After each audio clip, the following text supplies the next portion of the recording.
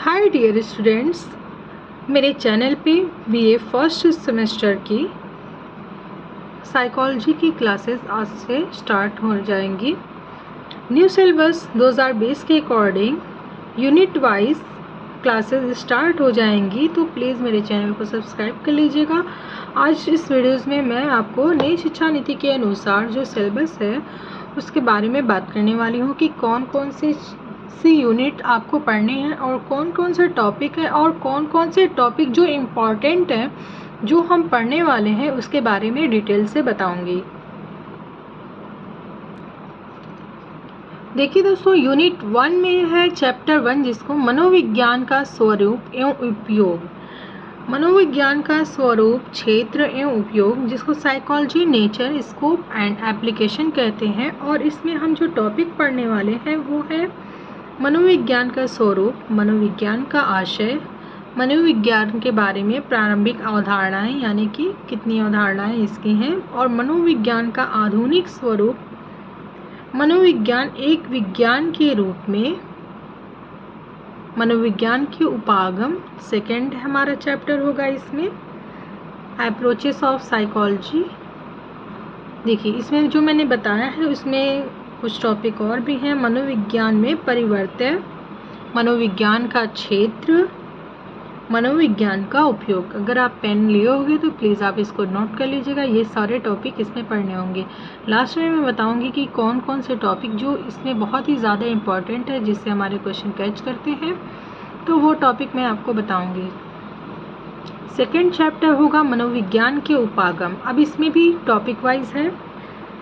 इसमें टॉपिक हमारा पहला होगा मनोगत्यात्मक उपागम, मनोविश्लेषणात्मक उपागम, व्यवहारवादी उपागम, संज्ञानात्मक उपागम, मानवतावादी उपागम। ये सारे मनोविज्ञान के उपागम में आएंगे।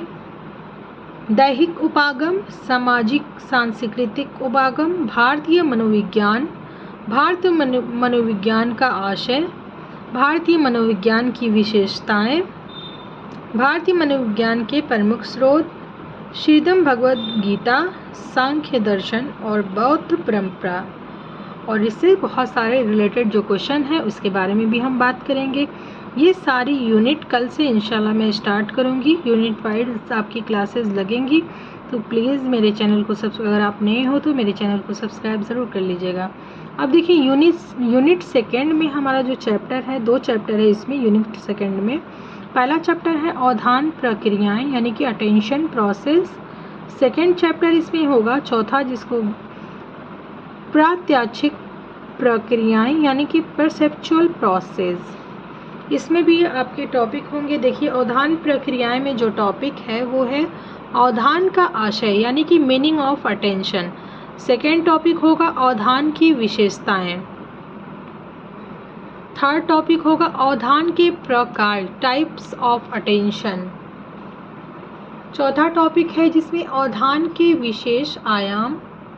पांचवा टॉपिक होगा अवधान के विस्तार, अवधान परिवर्तन एवं उच्चावचन या विचलन, अवधान विकर्षण या भंग, अवधान विभाजन, स्वचलिता, चयनात्मक अवधान, चयनात्मक अवधान के सिद्धांत, चयनात्मक अवधान को निर्धारक, संग्रहित अवधान, संग्रहित अवधान के निर्धारक किसे कहते हैं, संग्रहित अवधान की सैद्धांतिक व्याख्या।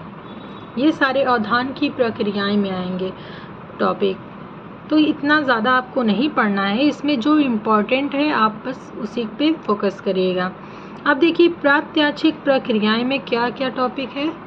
प्रत्याक्षीकरण का स्वरूप, प्रत्याक्षीकरण में सन्निहित प्रक्रियाएं, प्रत्याक्षीकरण की विशेषताएं, प्रत्याक्षीकरण का जेस्टाल्टवादी विचार, आकृति एवं पृष्ठभूमि, आकृति एवं पृष्ठभूमि पृथक्करण के निर्धारक, आकृति तथा पृष्ठभूमि उत्क्रमण, प्रत्याक्षिक संगठन के नियम, प्रत्याक्षीकरण के निर्धारक, प्रत्याक्षीकरण के आयाम, प्रत्याक्षिक भ्रमों के कारण, भ्रम के सिद्धांत और गति प्रत्याक्षीकरण यानी कि परसेप्शन मूवमेंट। अब देखिए यूनिट थर्ड में आपका एक चैप्टर है जिसको अधिगम लर्निंग बोलते हैं। इसमें भी वो ये मुझे लगता है कि लर्निंग जो है सबसे ज़्यादा इम्पॉर्टेंट है, क्योंकि लर्निंग से बहुत ज़्यादा क्वेश्चन आता है। लर्निंग है, मेमोरी है और मनोविज्ञान के उपागम से आएगा ही, क्योंकि वो मनोविज्ञान का इतिहास है।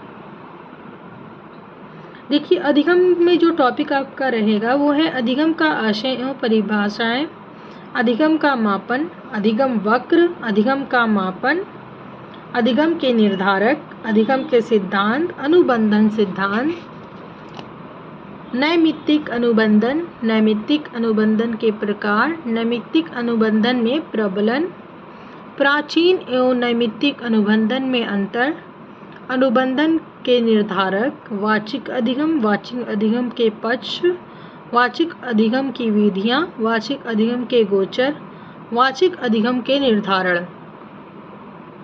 अब देखिए यूनिट 4 में स्मृति एवं विस्मरण यानी कि मेमोरी एंड फॉरगेटिंग। इसमें भी जो टॉपिक है वो है स्मृति, चिन्ह एवं स्मृति।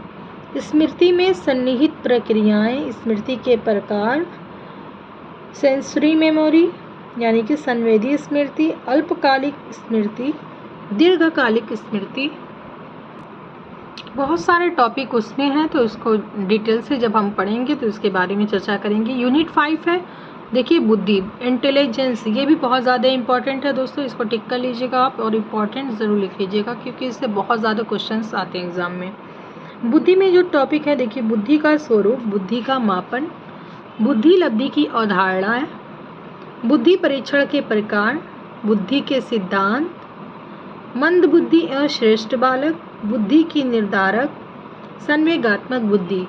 इसमें हम सारे टॉपिक पढ़ेंगे, क्योंकि इसके एक भी टॉपिक मुझे ऐसे नहीं लग रहे कि जिससे क्वेश्चन आपका नहीं आएगा, क्योंकि संवेगात्मक इमोशनल इंटेलिजेंस से भी बहुत ज़्यादा क्वेश्चन आते हैं। थ्योरी तो आएगी ही, और मंद बुद्धि और श्रेष्ठ बालक ये भी बहुत पूछता है, और बुद्धि लब्धि भी पूछता है। व्यक्तित्व से भी बहुत ज़्यादा क्वेश्चन आते हैं। पर्सनालिटी जिसको बोलते हैं, ये हमारी यूनिट 6 है। इसमें आपको पढ़ना होगा व्यक्तित्व का आशय, उपागम और शील गुणों के प्रकार, व्यक्तित्व के प्रकार, मेजरिंग ऑफ पर्सनालिटी और इसके सिद्धांत, और फ्रायड का मनोविश्लेषणात्मक सिद्धांत। ये बहुत ही ज़्यादा इम्पॉर्टेंट है, ये क्वेश्चन बहुत पूछता है, फ्रायड का मनोविश्लेषणात्मक सिद्धांत। 7वां हमारा है अभिप्रेरण यानी कि मोटिवेशन में देखिए आपको क्या पढ़ना है।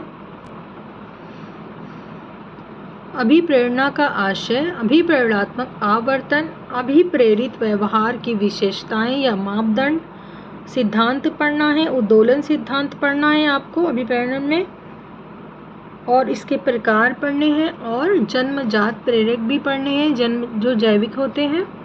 जन्मजात एवं अर्जित प्रेरकों में अंतर भी आपको पढ़ना है।